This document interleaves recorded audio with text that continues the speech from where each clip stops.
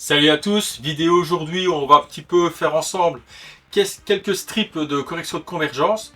Euh, Ça sera une vidéo rapide, ça sera vraiment une vidéo à la cool. Je suis pété du dos, donc je fais comme je peux et je vais essayer de vous mettre du contenu quand même de temps en temps. Mais ça fait quand même là 2 semaines que j'ai plus rien fait, donc il faut vraiment que je me bouge un peu le cul. J'espère que vous apprécierez, que ça vous sera utile. A tout de suite. Bon, alors comme je vous expliquais, on va maintenant faire un petit tuto vite fait. Donc là c'est un nouveau setup. Donc pourquoi je dis un nouveau setup? C'est que j'ai une caméra frontale qui est montée sur l'ordinateur avec une carte de capture. Et j'ai une deuxième caméra qui est au-dessus, qui elle est plongée sur mes mains. Comme ça vous allez voir un petit peu ce qu'on va faire aujourd'hui. Donc comme je vous avais dit en intro, on va parler de convergence. Qu'est-ce qui se passe avec la convergence? Là j'ai des bornes que je suis en train de refaire. Et chaque fois, ce que je fais, j'achète des strips pour la convergence. Ça coûte pas rien. Je mettrai en incrustation le prix en fait qu'on les trouve à l'heure actuelle, donc les strips de convergence. Et je me suis dit, il y en a plein qui les font eux-mêmes, je vais un petit peu me lancer là-dedans. Donc je regardais un petit peu des tutos.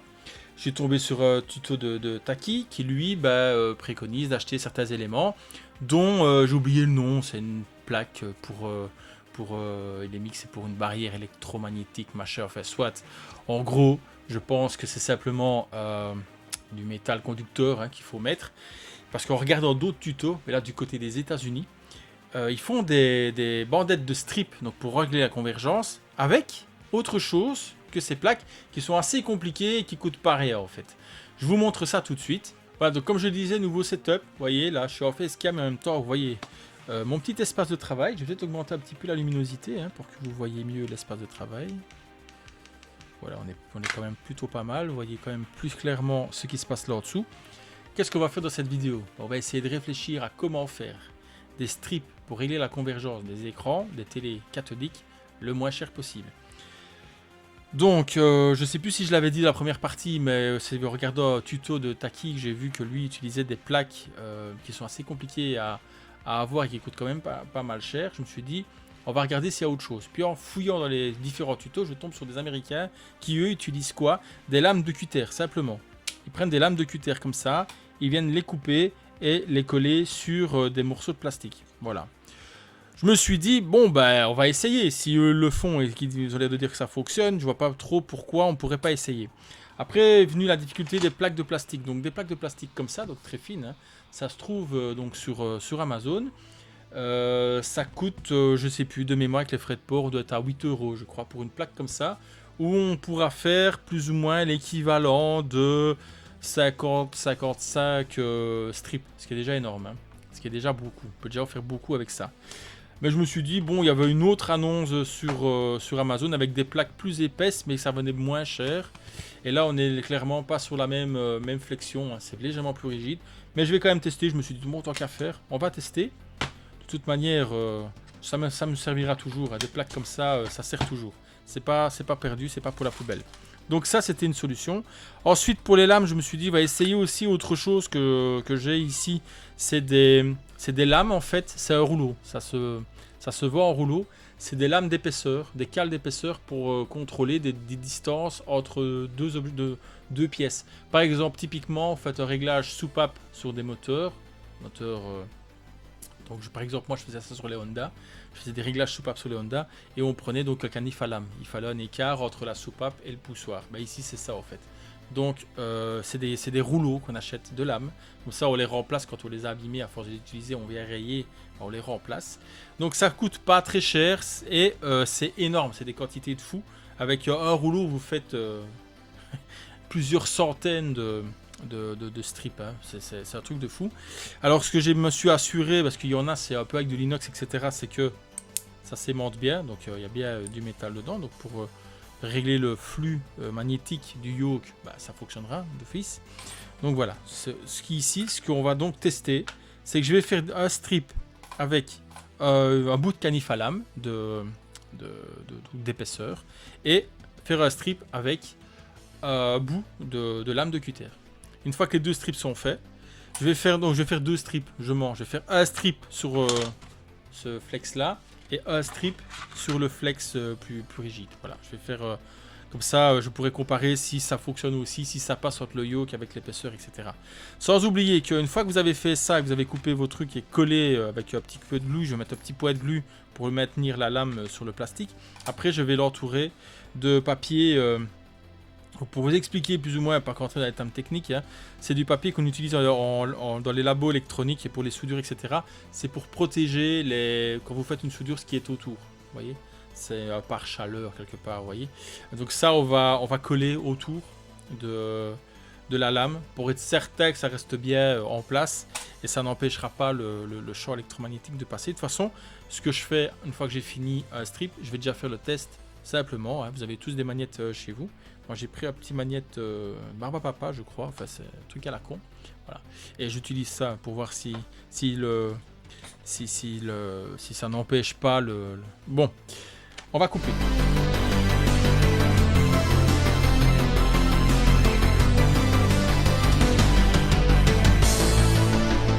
Bon, alors voilà, on est derrière l'écran. Donc ici, on va voir si les plus épais passent. Ça passe, ok? Ça passe. Maintenant, je ne sais pas si ça va fonctionner, mais en tout cas, ça passe. Ensuite, les plus fins, il n'y a vraiment pas de problème. Hein. Alors, ce que j'ai fait, parce que les plus fins, j'étais sûr que ça allait aller. Donc, j'ai fait quand même un avec donc ça, c'est les épaisseurs, les jauges épaisseurs, et ça avec la lame de cutter. Donc là, oui, forcément, il n'y a vraiment pas de problème. Ça passe sans souci.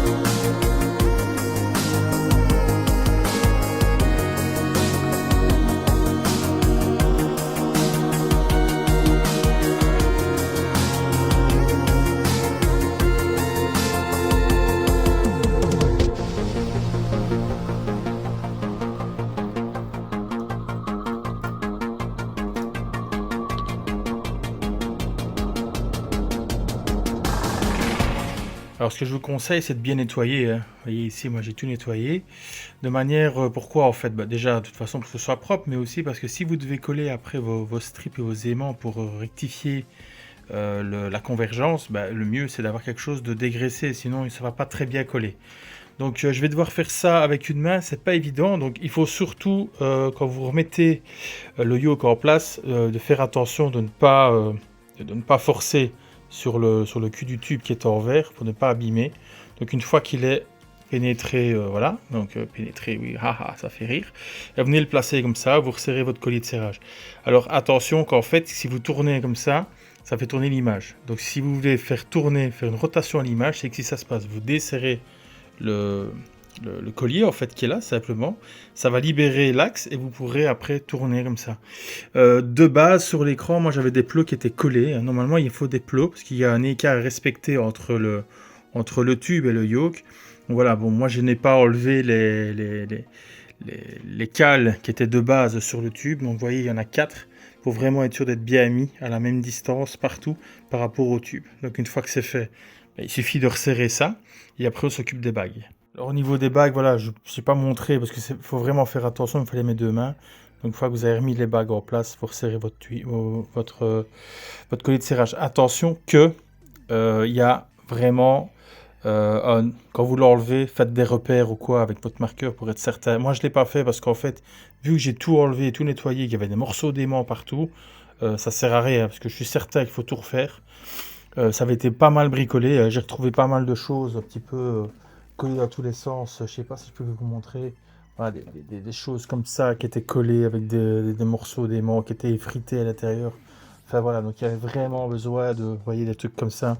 Il y en avait un paquet et tout était tombé dedans. Donc il y avait vraiment besoin de faire l'entretien de l'écran. Comme ça, moi à l'intérieur, ben, il n'y a plus de risque d'avoir des parasites au niveau, enfin en tout cas des dévis, quelque chose qui pourrait générer une déformation de l'image. Voilà, je vais y arriver.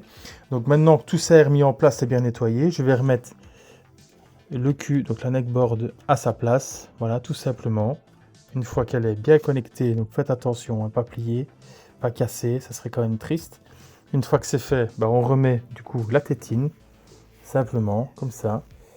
Donc la tétine, bah, voilà, les deux crochets qui sont là. Donc quand il faut faire un mouvement tout simple, c'est que moi je fais rentrer un, puis je fais rentrer le deuxième. Voilà, donc je retourne le caoutchouc de manière à bien avoir le crochet et d'être certain de faire bien accrocher. Voilà. Là on est sûr, c'est accroché. Vous voyez là? Une fois qu'on est sûr qu'on est bien, on relâche. Voilà, la tétine est mise en place. Ça bouge plus. Donc, tétine remise, le yoke est remonté. Les bagues maintenant sont à régler. La rotation sera réglée. Donc, il ne faut pas serrer trop fort le collier qui est là pour laisser un peu de latitude au niveau du serrage. Comme ça, on peut faire tourner facilement pour avoir la rotation. Et alors, ça, vous pouvez serrer parce que c'est pas ça, en fait, qui va libérer les bagues. Ici, le système, c'est que pour libérer les bagues, c'est tout simple. Il y a la bague qui est ici, qui met en contrainte, donc qui vient serrer. C'est une bague filetée. Donc là, ici, bah, il n'y a rien qui bouge, d'accord? Et si je relâche, ça, bah, ça bouge. Enfin, je sais pas si, comme ça, peut-être vous montrer comme ça. Vous voyez, elle tourne, tout simplement. Je m'en fous ici, parce qu'il faut vraiment que je refasse le réglage. Donc, c'est pas très grave. Je vais régler ça maintenant, donc faut surtout chipoter aux deux dernières, hein, parce que la première, on essaie de pas trop y chipoter, donc moi j'avais un repère, je l'ai remis au repère, et les deux qui sont là, donc celle-là et celle-là, donc bah, c'est pour régler les couleurs rouge et bleu par rapport au vert, parce que le vert, lui, c'est le rayon de base, c'est le vert.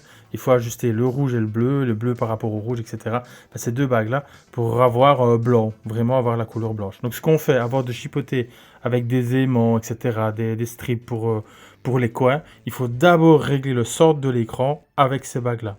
Une fois que le socle de l'écran est nickel, qu'on a bien un blanc, voilà, que toutes les couleurs sont bien une au-dessus de l'autre, mais bien réglées, après, avec des strips qu'on glisse, ça je vous montrerai, on vient réajuster le cadre pour avoir quelque chose de propre. Voilà, donc si vous devez faire des réglages d'écran, moi je vous conseillerais, je sais bien que c'est chiant, je sais bien que ça fait peur, mais sincèrement, une fois que vous avez déchargé, ça vous avez vu dans la vidéo comment j'ai déchargé, que vous avez déchargé la tétine, vous êtes certain qu'il n'y a plus de courant, vous enlevez la tétine, après le reste, sérieusement, vous pouvez y aller, à part qu'il faut être précautionneux pour rien casser, et bien prendre des repères. Moi, ce que je vous conseillerais même, c'est de prendre des photos, de vous filmer pendant que vous le faites, comme ça vous faites après, vous avez tous les repères qu'il faut, et comme ça vous pouvez faire ça vous-même, ça vaut vraiment le coup. Bon, alors, on est sur l'écran, j'ai mes petites bandes, donc j'ai fait moi-même, ok. Donc j'ai ici pour commencer le plastique le plus fin avec la jauge d'épaisseur. Je vais rentrer ça donc derrière le yoke. Mais en même temps que je le fais, je vais filmer avec une autre caméra. Essayer de faire un affichage double, comme ça vous verrez correctement ce que je fais et ce qui se passe à l'écran en même temps. Donc qu'est-ce que je fais? Je suis bien au 4K 60, oui, voilà. Donc vous avez ici la petite bande, hein, d'accord. Je vais la passer maintenant entre dans le yoke directement. Hein. Donc ici, je vais faire avec une passe parce que c'est compliqué de mettre mes gros doigts devant. Donc je passe et en même temps vous allez voir à l'écran ce qui se passe. D'accord? Alors ça va me dire si ça bouge ou pas. Je vais passer à différents endroits tout en filmant. Donc là je ne sais pas ce qui se passe, là, je fais ça à l'aveugle. Hein. Et comme ça vous allez voir si ça marche ou pas. Voilà. Je suppose qu'on voit quand même les lignes bouger. Enfin du moins j'espère, sinon ça va être un petit peu débile ce que je suis en train de faire là maintenant. J'espère que oui. Donc voilà, donc ça passe avec le fer plastique. Hein. Le gros plastique c'est chaud. Donc ça c'est avec la lame d'épaisseur. D'accord? Ce que vous voyez là à l'écran. J'espère que ça bouge, hein. Sinon la vidéo je ne la sortirai pas. Si on voit rien. Je vais maintenant prendre la lame de cutter. Alors est-ce qu'elle est? Une seconde, je vais couper. Donc voilà, donc la lame de cutter, je ne mens pas, vous la voyez là. C'est bien la lame de cutter, d'accord? On va la passer maintenant pour voir ce qui se passe. J'espère que on verra de nouveau à l'appareil photo, à la caméra, que ça fonctionne ou pas. Est-ce que ça bouge? J'espère que oui. Donc c'est pas un réglage que je fais là. Le réglage, je le ferai moi calmement plus tard. Moi, c'est pour vous montrer ça, si ça réagit ou pas sur le champ magnétique. Si je filme, puisque si je filme à l'extérieur, c'est vraiment débile. Voilà. Donc, vous voyez, je passe vraiment entre les deux. J'espère que je vais arriver à synchroniser ce qui se passe à l'écran et ce que je fais derrière. Hein. Voilà. Ça va? Bon, je vous montre ça maintenant, je vous fais le montage, et puis après on débriefe de ça ensemble.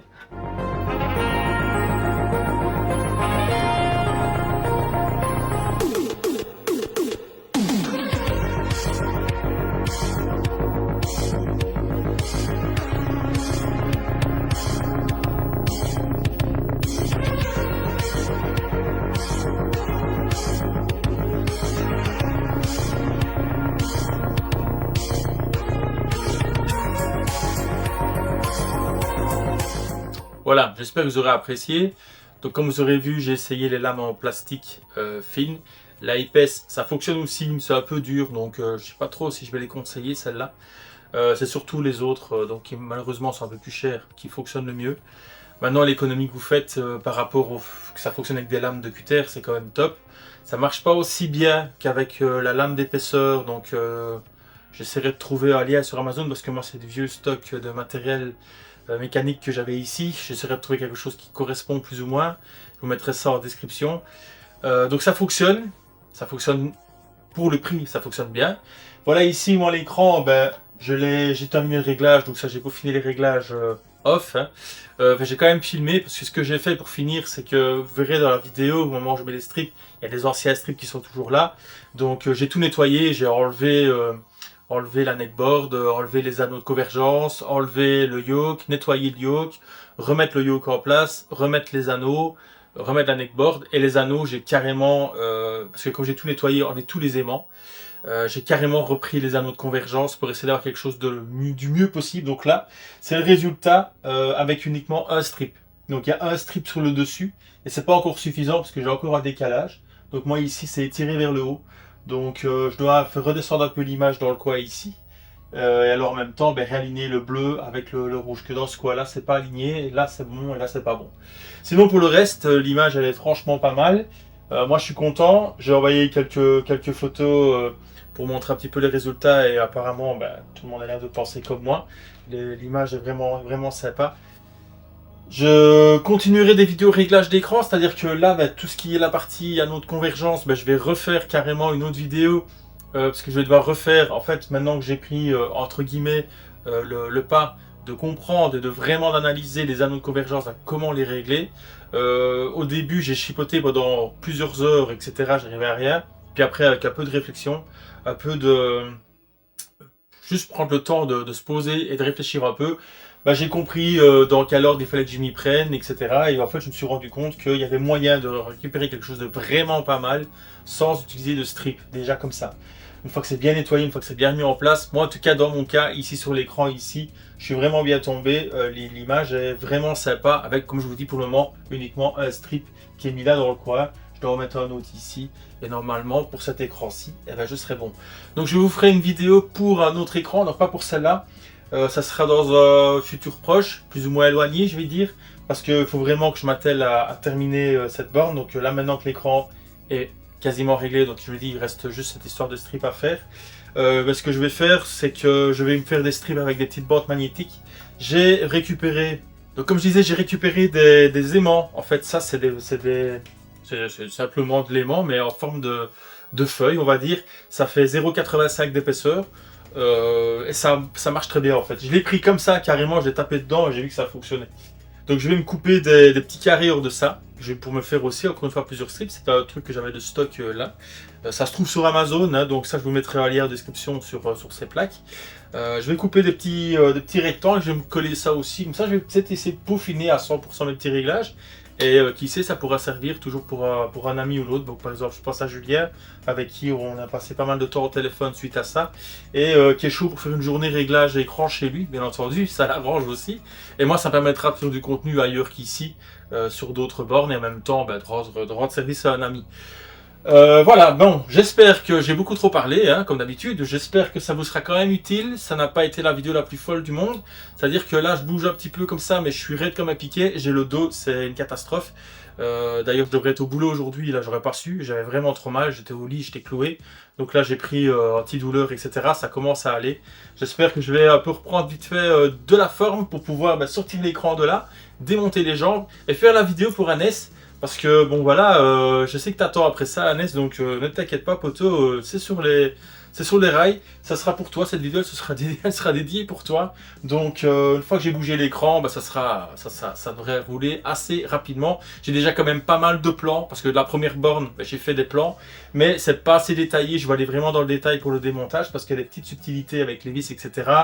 Mais tout ce qui est découpe, ça c'est déjà fait, donc j'ai des bons plans, mais tout ce qui est démontage, je suis pas très satisfait de moi. Donc je vais en profiter à redémonter sur cette borne là et refaire le remontage en faisant des plans approchés où on voit bien avec les différents embouts de vis, etc.